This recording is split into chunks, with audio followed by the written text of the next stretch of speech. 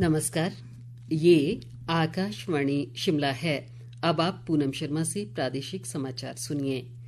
प्रदेश में अनाथ बच्चों को बोनाफाइड हिमाचली प्रमाण पत्र प्राप्त करने का अधिकार प्रदान किया गया है।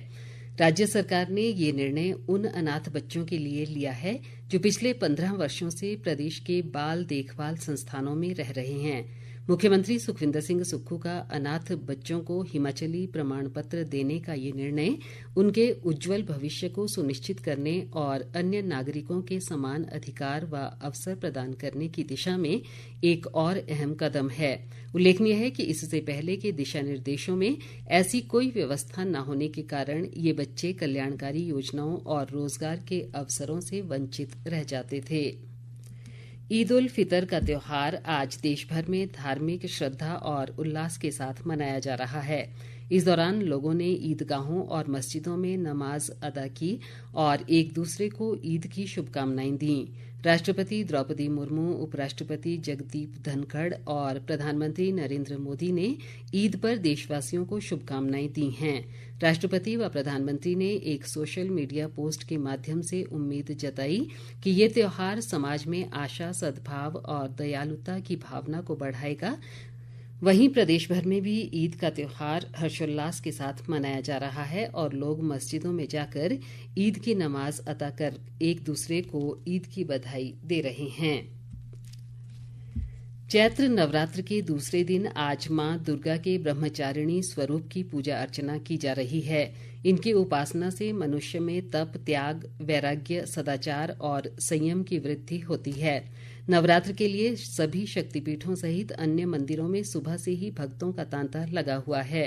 कांगड़ा, ऊना और बिलासपुर जिलों में स्थित शक्तिपीठों में श्रद्धालुओं की सुविधा व सुरक्षा के लिए विशेष प्रबंध किए गए हैं।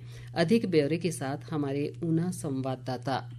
ऊना जिला में स्थित माता चिंतपूर्णी मंदिर में चैत्र नवरात्रों के दौरान माता के दर्शन करने और उनका आशीर्वाद लेने के लिए श्रद्धालुओं को तांता लगा है। सुरक्षा के मद्देनजर और श्रद्धालुओं को बेहतर सुविधाएं देने हेतु मंदिर परिषद क्षेत्र को 4 सेक्टरों में बांटा गया है और प्रत्येक सेक्टर में एक मैजिस्ट्रेट और पुलिस अधिकारी की तैनाती की गई है। प्लास्टिक की थैलियों का प्रयोग करने, ढोल नगाड़े बजाने और नारियल प्रसाद चढ़ाने पर पूर्ण प्रतिबंध लगाया गया है। असामाजिक तत्वों की धरपकड़ के लिए जगह जगह पर सीसीटीवी कैमरे लगाए गए हैं ताकि श्रद्धालुओं को किसी प्रकार की असुरक्षा ना हो। आकाशवाणी के लिए ऊना से राजेश शर्मा। नेता प्रतिपक्ष जयराम ठाकुर ने दवाइयों के सैंपल फेल होने को जनता से खिलवाड़ बताया है। एक बयान में उन्होंने कहा कि प्रदेश सरकार को इस पर और गंभीरता से काम करने की जरूरत है। जयराम ठाकुर ने कहा कि सशक्त नीति व सख्त मापदंडों के साथ दवा उत्पादकों से दवा उत्पादन करवाना चाहिए।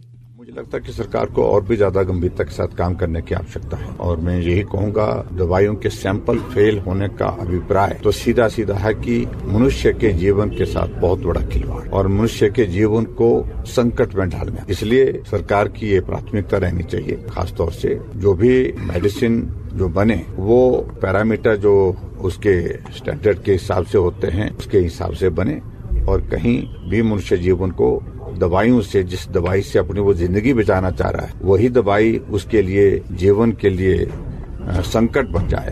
केंद्र सरकार ने 75 करोड़ रुपए की हरोली विधानसभा की बीत क्षेत्र सिंचाई योजना के दूसरे चरण को मंजूरी दी है। उप मुख्यमंत्री मुकेश अग्निहोत्री ने बताया कि इस योजना के तहत 90% वित्तीय सहयोग केंद्र सरकार और 10% राज्य सरकार की ओर से प्रदान किया जाएगा। उन्होंने कहा कि हरोली क्षेत्र के किसानों के लिए ये एक बड़ी सौगात है और इसके अंतर्गत 12 जल संग्रहण टैंक बनाकर खेतों में पानी पहुंचाया जाएगा। हिमाचल प्रदेश विश्वविद्यालय शिक्षा संघ ने एक बार फिर शिक्षकों की सेवानिवृत्ति आयु 60 से बढ़ाकर 65 वर्ष करने की मांग की है। संघ के अध्यक्ष एमएस ठाकुर के अनुसार यूजीसी के दिशा निर्देशों के मुताबिक अन्य विश्वविद्यालयों के आधार पर शिक्षकों की सेवानिवृत्ति आयु को बढ़ाया जाना चाहिए। उन्होंने कहा कि विश्वविद्यालय ने भर्ती और पदोन्नति के लिए यूजीसी के दिशा निर्देशों को लागू किया है, जबकि सेवानिवृत्ति आयु की नीतियां अब भी प्रदेश सरकार के नियमों के तहत चल रही हैं। इसी के साथ ये समाचार बुलेटिन समाप्त हुआ। हमारा अगला बुलेटिन आप सुन सकते हैं 6:30 बजे। नमस्कार।